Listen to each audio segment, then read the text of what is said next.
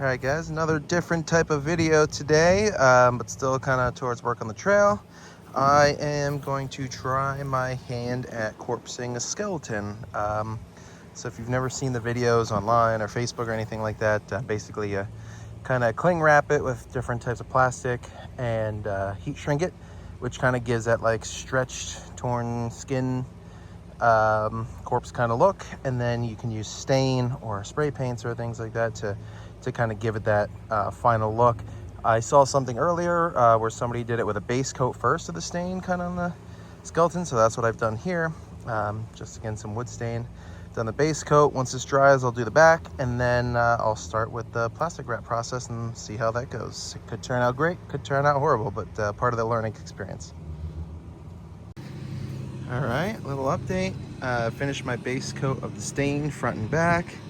Now I got him shrink wrapped up, and what I'm going to do next is I'm going to take a heat gun to it, and it's going to, like I said, it's going to shrink wrap. It's going to make it melt, stretch, and should hopefully create that cool effect that we can then put another coat of stain over top and get that final finished corpse effect.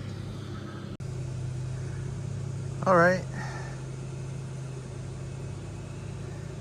So you can see I have done my first pass here of the shrink wrap and trying to melt it and stretch it so you get, you know, some of those cavities and things in there, some areas where it's coming through. I'm not super excited with how it came out, but we'll see what happens once I start adding some stain on it and see if that makes it look a little bit better once it's, you know, dressed up a little bit more and not just the plastic color. All right, another update here. First coat of the stain on the body.